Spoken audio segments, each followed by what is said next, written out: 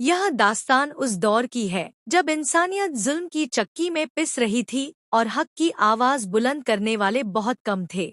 हजरत दानियाल अल्लाह के वह नेक और बरगुज़ीदा पैगंबर थे जिन्हें रब्बुल आलमीन ने ख्वाबों की ताबीर बताने का इल्म और ऐसी हिकमत अता की थी जिसका उस जमाने में कोई सानी नहीं था। वाकया तब शुरू होता है जब बाबुल का निहायत ही जालिम और मगरूर बादशाह बख्तनसर अपनी टिड्डी दल जैसी फौज लेकर यरूशलेम की तरफ बढ़ा। उसने पूरे शहर को घेरे में ले लिया और कत्लोगारत का वो बाजार गर्म किया कि जमीन बेगुनाहों के खून से लाल हो गई। शहर की ईंट से ईंट बजाने के बाद उसने वहां के तमाम पढ़े लिखे और रसूखदार लोगों को कैदी बनाया और उन्हें जानवरों की तरह जंजीरों में जकड़कर हजारों मील दूर बाबुल की तरफ ले गया। इन्हीं कैदियों के काफिले में हजरत दानियाल अस भी शामिल थे। रास्ते की तमाम तकलीफें और जुल्म सहने के बावजूद आपके माथे पर एक शिकन तक न थी क्योंकि आपका दिल अल्लाह की याद में धड़क रहा था। जब यह काफिला बाबुल पहुंचा तो बादशाह ने हुक्म दिया कि इन कैदियों में से सबसे ज़हीन और खूबसूरत नौजवानों को चुनकर शाही महल की खिदमत के लिए तैयार किया जाए। हजरत दानियाल अस को जब बादशाह के सामने पेश किया गया तो आपकी आंखों की चमक और चेहरे का जलाल देखकर बादशाह दंग रह गया। उसने महसूस किया कि यह कोई आम कैदी नहीं बल्कि खुदा की तरफ से भेजा गया कोई खास बंदा है। देखते ही देखते हजरत दानियाल अस अपनी काबिलियत और सच्चाई के दम पर बादशाह के सबसे भरोसेमंद वजीर बन गए। बादशाह हर छोटे बड़े फैसले में आपकी राय को सबसे ऊपर रखने लगा। मगर यह कामयाबी दरबार के उन पुराने चापलूस मंत्रियों और झूठे जादूगरों की आंखों में कांटे की तरह चुभने लगी। वे लोग सदियों से बादशाह को बेवकूफ बनाकर अपनी हुकूमत चला रहे थे, लेकिन अब हजरत दानियाल अस के आने से उनकी दाल गलना बंद हो गई थी। वे रात दिन इसी फिक्र में रहने लगे कि कैसे इस परदेसी पैगंबर को बादशाह की नजरों में गिराया जाए। उन्होंने महल के अंधेरे कमरों में बैठकर हजरत दानियाल अस के खिलाफ एक ऐसी खौफनाक और जहरीली साजिश बुननी शुरू की जिसका अंजाम सिर्फ और सिर्फ मौत था। हजरत दानियाल अस के खिलाफ नफरत की आग अब पूरे दरबार में फैल चुकी थी। उन मक्कार वजूरी और दरबारियों ने मिलकर एक ऐसी चाल चली जिससे बचना लगभग नामुमकिन था। उन्होंने हजरत दानियाल अस की हर छोटी बड़ी आदत का बारीकी से मुआयना किया, लेकिन उन्हें कोई भी ऐसी बुराई या गलती नहीं मिली जिसे वे बादशाह के सामने पेश कर सकें। हजरत दानियाल अस का किरदार शीशे की तरह साफ था और उनकी ईमानदारी की मिसाल पूरी सल्तनत में दी जाती थी। आखिर में उन दुश्मनों ने समझ लिया कि दानियाल अस को केवल उनके धर्म और उनके खुदा की इबादत के मामले में ही फंसाया जा सकता है। वे जानते थे कि हजरत दानियाल अस दिन में कई बार अपने कमरे की खिड़की खोलकर यरूशलेम की तरफ मुंह करके अपने रब के सामने सजदा करते हैं। इसी बात का फायदा उठाने के लिए वे सब मिलकर बादशाह के पास पहुंचे और उसकी खूब चापलूसी करने लगे। उन्होंने बादशाह के अहंकार को हवा देते हुए कहा, जहां पनाह, आप दुनिया के सबसे ताकतवर बादशाह हैं। आपकी शान में एक ऐसा कानून होना चाहिए जिससे आपकी महानता और बढ़ जाए। बादशाह उनकी चिकनी चुपड़ी बातों में आ गया और पूछा कि वह कानून क्या होना चाहिए। उन्होंने मशवरा दिया कि अगले 30 दिनों तक पूरे साम्राज्य में कोई भी इंसान किसी भी देवता या खुदा की इबादत नहीं करेगा, बल्कि सिर्फ और सिर्फ बादशाह के सामने अपनी फरियाद रखेगा।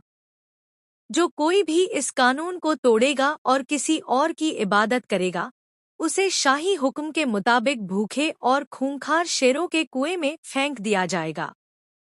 बादशाह ने अपनी शान के नशे में चूर होकर बिना सोचे समझे उस शाही फरमान पर अपनी मोहर लगा दी। यह कानून बनते ही पूरे शहर में मुनादी करवा दी गई। हजरत दानियाल अस ने जब यह फरमान सुना तो वे तनिक भी विचलित नहीं हुए। उनके लिए अल्लाह के हुक्म के आगे बादशाह के कानून की कोई हैसियत नहीं थी। वह जानते थे कि यह साजिश उन्हीं के लिए रची गई है।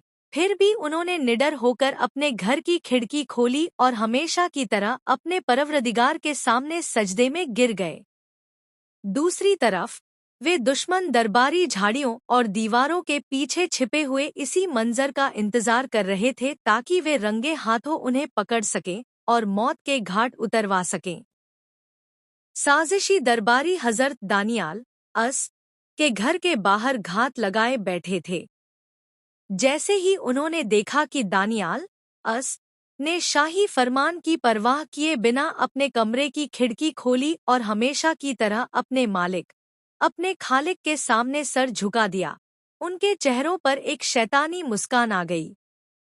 वे फौरन भागते हुए बादशाह के दरबार में पहुंचे और बड़े ही सलीके से बोले, ए बादशाह, क्या आपने यह कानून नहीं बनाया था कि जो कोई भी 30 दिनों तक आपके अलावा किसी और के आगे झुकेगा, उसे भूखे शेरों के कुएं में डाल दिया जाएगा? बादशाह ने जवाब दिया, हाँ, यह कानून पत्थर की लकीर है और इसे बदला नहीं जा सकता। तब उन दुश्मनों ने अपना असली पत्ता फेंका और कहा, तो फिर सुनिए, आपके सबसे चहेते वजीर दानियाल ने आपके कानून की धज्जियां उड़ा दी हैं। वह दिन में 3 बार अपने खुदा के आगे गिड़गिड़ाता है और आपकी जरा भी परवाह नहीं करता। यह सुनते ही बादशाह के पैरों तले जमीन निकल गई।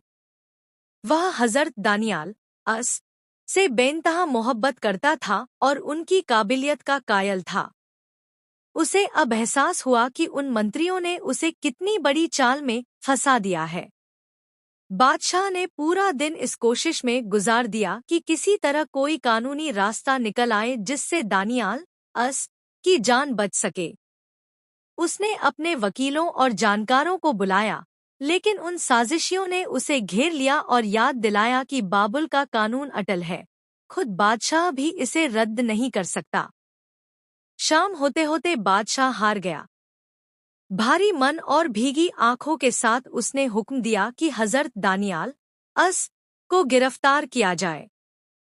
जब सिपाही उन्हें लेने पहुंचे तो हजरत दानियाल अस के चेहरे पर न कोई खौफ था और न ही कोई अफसोस। उन्होंने बड़े ही सुकून के साथ अपनी गिरफ्तारी दी। पूरे शहर में शोर मच गया कि आज बादशाह के सबसे अजीज इंसान को मौत की सजा दी जा रही है। बादशाह ने हजरत दानियाल अस के करीब जाकर धीरे से कहा, दानियाल, तुम्हारा वह खुदा जिसकी तुम इतनी शिद्दत से इबादत करते हो, शायद वही तुम्हें आज बचा ले। और फिर हजरत दानियाल अस को उस गहरे और खौफनाक अंधेरे कुएं की तरफ ले जाया गया जहां मौत भूखे शेरों की शक्ल में इंतजार कर रही थी। शाम का सूरज ढल चुका था और बाबुल के उस शाही मैदान में मौत जैसा सन्नाटा छाया हुआ था। हजरत दानियाल अस को उस कुएं के मुहाने पर लाया गया जिसे शेरों की मांद कहा जाता था। यह कोई मामूली गड्ढा नहीं था, बल्कि एक गहरा और अंधेरा तहखाना था जहां शाही जल्लादों ने कई दिनों से खूंखार जंगली शेरों को भूखा रखा था ताकि वे शिकार को देखते ही उसके चिथड़े उड़ा दें। मैदान हजारों लोगों की भीड़ से भरा हुआ था। उन दुश्मनों की आंखों में जीत की चमक थी जिन्होंने यह पूरी साजिश रची थी, जबकि आम लोग इस मंजर को देखकर कांप रहे थे। बादशाह बख्त एंसर का दिल बैठा जा रहा था। उसने एक आखिरी बार हजरत दानियाल अस के नूरानी चेहरे की तरफ देखा, लेकिन वहां मौत का रत्ती भर भी खौफ नहीं था। हजरत दानियाल अस का पूरा भरोसा अपने उस परवरदिगार पर था जिसने आग को हजरत इब्राहिम अस के लिए गुलजार बना दिया था। जैसे ही बादशाह का इशारा हुआ, सिपाहियों ने हजरत दानियाल अस को उस गहरे अंधेरे कुएं में धकेल दिया।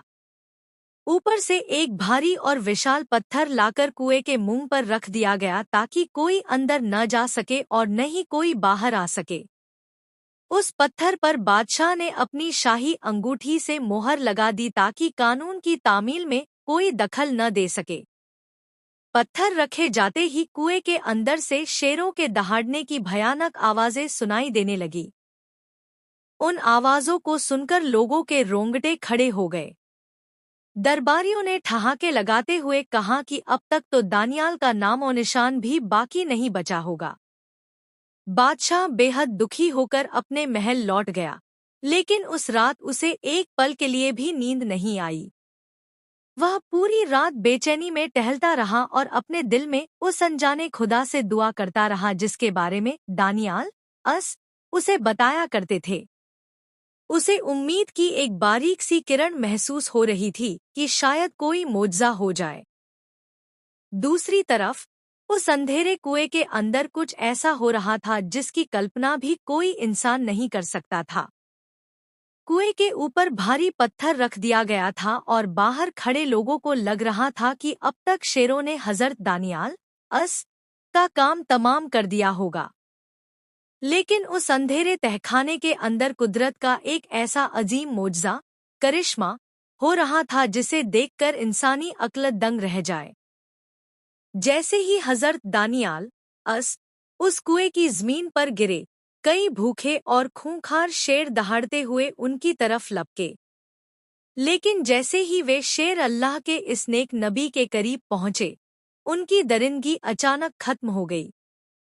अल्लाह के हुक्म से उन शेरों के दिल ऐसे बदल गए जैसे वे कोई जंगली जानवर नहीं बल्कि पालतू जानवर हों। जो शेर एक पल पहले खून के प्यासे थे, वे अब हजरत दानियाल के कदमों में अदब से बैठ गए। उन जानवरों ने न केवल हमला करना छोड़ दिया, बल्कि वे बिल्ली की तरह नबी के जिस्म से लिपट गए और उनके कदम चाटने लगे। हजरत दानियाल ने उस खौफनाक जगह पर भी अपने परवरदिगार का शुक्र अदा किया और इबादत में मशगूल हो गए। वह पूरी रात उन शेरों के बीच ऐसे गुजार रहे थे जैसे कोई अपने वफादार पहरेदारों के बीच सोता है। कुएं के अंदर खौफ की जगह एक रूहानी सुकून ने ले ली थी। उधर महल में बादशाह बख्तियार की हालत खराब थी। उसे रह रहकर दानियाल का चेहरा याद आ रहा था। उसने न कुछ खाया, न पिया और न ही चैन की नींद सो सका। उसे बार बार यह एहसास हो रहा था कि उसने एक बहुत बड़े गुनाह में साथ दे दिया है। सुबह की पहली किरण फूटते ही बादशाह नंगे पैर उस कुएं की तरफ भागा। उसके पीछे पीछे वे साजिशी दरबारी भी पहुंचे, जिन्हें पूरा यकीन था कि आज वे दानियाल की हड्डियों का तमाशा देखेंगे। बादशाह ने कांपती आवाज में कुएं के पास जाकर पुकारा, ए दानियाल, क्या तेरे खुदा ने, जिसकी तू इतनी वफादारी से इबादत करता है, तुझे इन शेरों से बचा लिया? बादशाह की पुकार सुनकर वहां मौजूद हर शख्स की सांसें थम गईं। उन मक्कार दरबारियों के चेहरों पर एक फीकी मुस्कान थी, क्योंकि वे जानते थे कि कई दिनों से भूखे शेर किसी को जिंदा नहीं छोड़ते। लेकिन तभी कुएं की गहराई से एक ऐसी साफ और पुरसुकून आवाज आई जिसने सबको सन्न कर दिया। हजरत दानियाल ने जवाब दिया, ए बादशाह, मेरा रब हमेशा सलामत रहे। मेरे अल्लाह ने अपना फरिश्ता भेजा और इन शेरों के मुंह बंद कर दिए। उन्होंने मुझे जरा भी नुकसान नहीं पहुंचाया, क्योंकि मैं अपने खुदा के सामने बेगुनाह पाया गया और मैंने तेरे सामने भी कोई खता नहीं की थी। यह सुनकर बादशाह खुशी से झूम उठा, जबकि साजिशियों के पैरों तले जमीन निकल गई। उनके चेहरों की हवाइयां उड़ने लगी। बादशाह ने फौरन हुक्म दिया कि कुएं के मुहाने से वह भारी पत्थर हटाया जाए। जैसे ही पत्थर हटा और सूरज की रोशनी कुएं के अंदर पहुंची, वहां का मंजर देखकर लोगों की चीखें निकल गईं। हजरत दानियाल बड़े इत्मीनान से वहां बैठे थे और वे खूंखार शेर किसी पालतू जानवर की तरह उनके चारों तरफ घेरा बनाकर खड़े थे। ऐसा लग रहा था मानो वे शेर किसी कैदी की नहीं, बल्कि अपने सुल्तान की हिफाजत कर रहे हों। बादशाह ने फौरन रस्सी डलवाई और हजरत दानियाल को बाहर निकलवाया। जब वह बाहर आए, तो उनके जिस्म पर एक खरोंच तक नहीं थी और न ही उनके कपड़ों पर कोई दाग था। बादशाह ने उन्हें गले लगा लिया और अपनी गलती की माफी मांगी। लेकिन बादशाह का गुस्सा अब उन मंत्रियों की तरफ मुड़ गया जिन्होंने उसे धोखे में रखकर यह जालिम कानून बनवाया था। बादशाह ने गरज कर कहा, इन मक्कारों को लाओ जिन्होंने दानियाल पर झूठा इल्जाम लगाया था। बादशाह जान चुका था कि यह सब दानियाल अस के खिलाफ एक गहरी साजिश थी। बादशाह बख्तनसर का गुस्सा अब आसमान छू रहा था। उसे एहसास हो चुका था कि जिन मंत्रियों पर वह भरोसा करता था, उन्होंने अपनी निजी दुश्मनी निकालने के लिए बादशाह के हाथ अपने ही सबसे वफादार दोस्त के खून से रंगने की कोशिश की थी। बादशाह ने गरजते हुए अपने सिपाहियों को हुक्म दिया, उन तमाम दरबारियों, मंत्रियों और उनके करीबियों को पकड़कर यहाँ लाओ जिन्होंने इस जहरीले कानून का मशवरा दिया था। सिपाहियों ने एक एक करके उन तमाम साजिशियों को घसीटते हुए कुएं के पास खड़ा कर दिया। उनके चेहरों पर अब मौत का खौफ साफ नजर आ रहा था। वही लोग जो कल तक हजरत दानियाल अस की मौत का जश्न मनाने की तैयारी कर रहे थे, आज अपनी जान की भीख मांग रहे थे। बादशाह ने इंसाफ का तराजू हाथ में लिया और कहा, जिस कुएं में तुमने एक बेगुनाह और खुदा के नेक बंदे को धकेला था, आज वही कुआं तुम्हारा मुकद्दर बनेगा। अगर तुम्हारे देवता सच्चे हैं तो वे आज तुम्हें बचा लेंगे। जैसे ही बादशाह का इशारा हुआ, उन तमाम साजिशियों को उसी अंधेरे कुएं में फेंक दिया गया। मोज़ा देखिए कि जिन शेरों ने हजरत दानियाल अस को छुआ तक नहीं था, उन्होंने उन जालिमों के ज़मीन पर पहुंचने से पहले ही हवा में ही दबोच लिया। उन जानवरों की दरिंदगी वापस लौट आई थी और कुछ ही पलों में उन साजिशियों का नामो निशान मिट गया। इस मंजर ने पूरे बाबुल शहर को हिला कर रख दिया। लोगों ने अपनी आंखों से देख लिया कि सच्चाई और अल्लाह के नेक बंदों का साथ देने वाली ताकत कितनी बड़ी होती है। हजरत दानियाल अस चुपचाप खड़े यह सब देख रहे थे। उनके दिल में किसी के लिए नफरत नहीं थी, लेकिन अल्लाह का इंसाफ अपना काम कर चुका था। बादशाह ने उसी वक्त एक नया शाही फरमान जारी किया। उसने मुनादी करवाई कि आज से पूरे साम्राज्य में हजरत दानियाल अस के खुदा की इज्जत की जाएगी, क्योंकि वही सच्चा खुदा है जो अपने बंदों को मौत के मुंह से भी निकाल लाता है। इस महान मोजज़े के बाद हजरत दानियाल अस का रुतबा बाबुल की सल्तनत में पहले से भी कहीं ज्यादा बुलंद हो गया। बादशाह बख्तनसर अब उन्हें सिर्फ एक वजीर नहीं, बल्कि खुदा का भेजा हुआ एक पाक इंसान मानने लगा था। लेकिन हजरत दानियाल अस की जिंदगी का मकसद सिर्फ ओहदा हासिल करना नहीं था। वह इस मौके का इस्तेमाल अपनी कौम यानी बनी इस्राएल के उन हजारों मजलूमों की भलाई के लिए करना चाहते थे जो सालों से गुलामी की जंजीरों में जकड़े हुए थे। अल्लाह ने हजरत दानियाल अस को भविष्य में होने वाली घटनाओं का इल्म भी अता किया था। रिवायतों में आता है कि उन्होंने कई ऐसे ख्वाब देखे और उनकी ऐसी ताबीरें बताईं जिन्होंने आने वाली सदियों के इतिहास को बदलकर रख दिया। उन्होंने आने वाले राजाओं, साम्राज्यों के पतन और यहाँ तक कि आखिरी दौर के आने वाले मसीहा और हक की जीत के बारे में भी भविष्यवाणियां की। उनकी बातें इतनी सटीक होती थी कि बादशाह और आम जनता उनके सामने सर झुकाने पर मजबूर हो जाते थे। हजरत दानियाल अस ने अपनी बुद्धिमानी से बादशाह को समझाया कि जुल्म की बुनियाद पर खड़ी सल्तनत कभी टिकती नहीं है। उन्होंने बाबुल के लोगों को एक खुदा की इबादत की दावत दी और उन्हें बुतपरस्ती और जादूटोने के अंधेरे से निकलने का रास्ता दिखाया। धीरे धीरे बाबुल के समाज में एक बड़ा बदलाव आने लगा। जो लोग कल तक घमंड में चूर थे, वे अब विनम्रता और दया का मार्ग अपनाने लगे थे। लेकिन हजरत दानियाल अस के दिल में हमेशा अपने वतन यरूशलेम की याद ताज़ा रहती थी। वह अक्सर तन्हाई में अल्लाह से गिड़गिड़ा कर दुआ करते थे कि उनकी कौम को इस गुलामी से निजात मिले और वे दोबारा अपने पवित्र शहर लौट सकें। उनकी यह दुआएं और उनकी पाक जिंदगी आने वाली नस्लों के लिए सब्र और यकीन की एक ऐसी मिसाल बनने जा रही थी जिसे दुनिया कभी नहीं भुला पाएगी।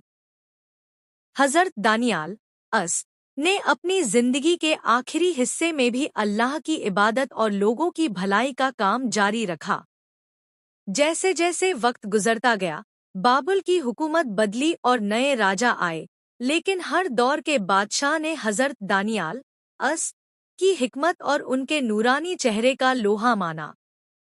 रिवायतों में आता है कि उन्होंने अपनी पूरी जिंदगी इसी उम्मीद में गुजार दी कि एक दिन उनकी कौम यानी बनी इस्राइल दोबारा आज़ाद होगी। उनकी दुआओं का ही असर था कि एक वक्त ऐसा आया जब बाबुल की ताकत कमज़ोर पड़ी और फारस, पर्शिया के बादशाह ने वहां कब्जा किया, जिसने बनी इस्राइल को दोबारा अपने वतन यरूशलेम लौटने की इजाज़त दे दी। हज़रत दानियाल अस की वफ़ात मृत्यु ईरान के शहर सूसा में हुई। उनकी वफ़ात का वाक़या भी किसी मोज़े से कम नहीं है। सदियों बाद जब हज़रत उमर फारूक के दौर में सहाबाए किराम ने ईरान के इस इलाके को फतह किया, तो उन्हें वहां एक बहुत बड़ा और मजबूत संदूक मिला जिसे लोहे की जंजीरों से बांधकर एक ऊंचे स्थान पर रखा गया था। जब उस संदूक को खोला गया तो उसके अंदर एक लंबा और नूरानी जिस्म मिला जो बिल्कुल सही सलामत था। ऐसा लग रहा था मानो वह शख्स अभी अभी सोकर उठा हो। उनके हाथ में एक अंगूठी थी जिस पर 2 शेरों की तस्वीर बनी थी और उनके बीच में एक शख्स खड़ा था। यह वही अंगूठी थी जो उस मोजज़े की याद दिलाती थी जब अल्लाह ने उन्हें शेरों से बचाया था। सहाबा हैरान रह गए कि हजारों साल बीत जाने के बाद भी यह जिस्म पुराना कैसे नहीं हुआ। जब उन्होंने इस बारे में तहकीकात की तो हज़रत अली ने बताया कि यह अल्लाह के नबी हज़रत दानियाल अस हैं। अल्लाह ने ज़मीन पर यह हराम कर दिया है कि वह नबियों के जिस्मों को खाए। हज़रत उमर के हुक्म पर हज़रत दानियाल अस को पूरी शानो शौकत के साथ दोबारा दफनाया गया ताकि उनकी कब्र को कोई पहचान न सके और लोग उनकी पूजा न करने लगे। हज़रत दानियाल अस कि यह पूरी दास्तान हमें यह सिखाती है कि जब इंसान का भरोसा अपने रब पर अटूट होता है तो दुनिया की कोई भी ताकत, चाहे वह कितना ही बड़ा बादशाह हो या खूंखार दरिंदे, उसे नुकसान नहीं पहुंचा सकती। हज़रत दानियाल अस को शेरों के कुएं में फेंकना महज एक सज़ा नहीं थी, बल्कि यह पूरी कायनात के लिए एक सबक था कि हक की राह में आने वाली मुश्किलें महज एक इम्तिहान होती हैं। आज हजारों साल बाद भी उनका नाम और उनका वाक़या करोड़ों लोगों के ईमान को ताज़ा करता है। ईरान के सूस शहर में आज भी वह जगह मौजूद है जहां हज़रत दानियाल अस की कब्र मुबारक मानी जाती है। सहाबाए किराम ने उन्हें जिस एहतराम के साथ दोबारा सुपुर्द खाक किया, वह इस बात की गवाही है कि अल्लाह के नबी दुनिया से जाने के बाद भी अपनी कौम और आने वाली नस्लों के लिए हिदायत का ज़रिया बने रहते हैं। उनकी अंगूठी पर बने 2 शेरों के निशान हमेशा इस बात की याद दिलाते रहेंगे कि खुदा के वफादार बंदों के सामने जंगल के राजा भी सिर झुका देते हैं। इस कहानी का सबसे बड़ा पैगाम यह है कि साजिशें चाहे कितनी ही गहरी क्यों न हो और दुश्मन चाहे कितना ही ताकतवर क्यों न हो, अगर अल्लाह आपकी हिफाजत का फैसला कर ले तो मौत का कुआं भी सुकून का ठिकाना बन जाता है। हज़रत दानियाल अस की जिंदगी सब्र, इबादत और बेखौफ सच्चाई की वो मिसाल है जो हमें हर मुश्किल वक्त में हिम्मत देती है। अल्लाह हमें भी उन महापुरुषों के नक्शेकदम पर चलने और नेक राह अपनाने की तौफीक अता फरमाए।